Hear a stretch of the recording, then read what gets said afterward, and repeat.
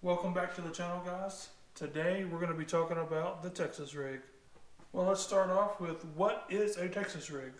A Texas rig is simply a hook and a soft plastic that is threaded to be weedless. Real quickly, you go in 1/4 of an inch, right turn out, thread it all the way through. Normally you'd already be tied. You have it threaded there. Find out where it's going to go through.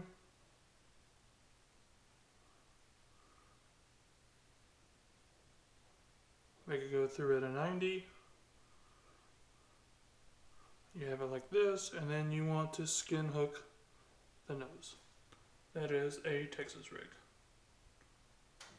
So there's also many different hooks and many different varieties that you can do with a Texas rig. First of all, let's just start off with the hooks.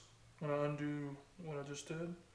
So this is what people would call an EWG hook, which means extra wide gap. You have an extra distance here. Versus a round bend hook of equivalent size, where this distance is the same throughout. A versus B. Alright. The next, and I don't really have a preference, I use both. I'd probably pick up an extra wide grip. I feel like I get a better hook set. Easier for me to find some part of the fish's mouth to get. Some people like the round bends because they feel like the fish has an easier time biting. So it just depends on what you want to do. There is a weighted version where you will have a bullet weight threaded on your line. You can have it pegged with a float stop. This is a little rubber float stop that you can put on for a slip bobber. You can have your weight pegged so it doesn't freely go up and down the line, or you can leave it where it goes freely up and down the line. There's also the unweighted version where your bait will slowly sink into the water. Typically used shallow water where you're fishing above grass and type things where you don't really have a lot of room and you want to have a lot of action. Okay, so the next thing is what type of soft plastics to use. Well, you can use curly tail worms, Cincos, creature baits. This one happens to be a crawl with extra long antennae. Some people put swim bait paddle tail swim baits on. You can put a flute on weightless. If there's a soft plastic, you can put it on a Texas rig. Texas rig is designed to be weedless, so you can fish it almost anywhere. So people use all sorts of soft plastics. So next is when and where do you fish the Texas rig? Well, the answer is anytime and everywhere.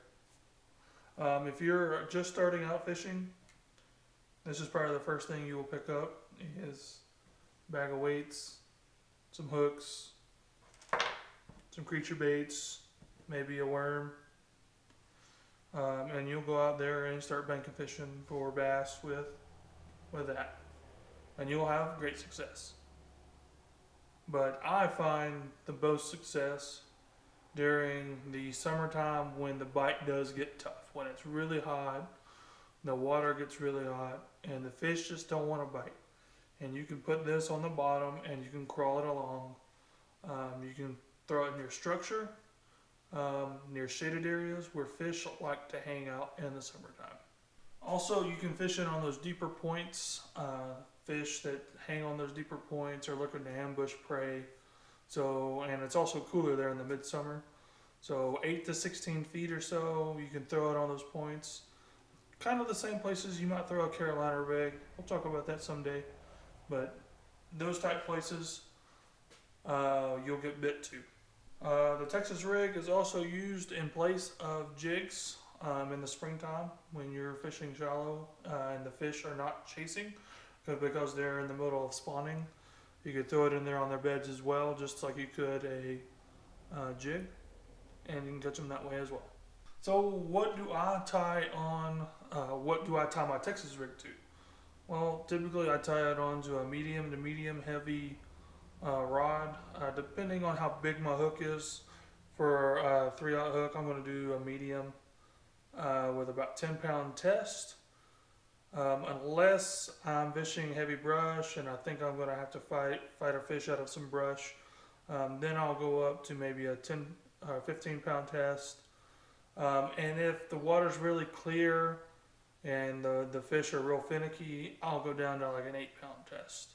And as far as the reel goes, I just use a 6.6 to 1 gear ratio reel.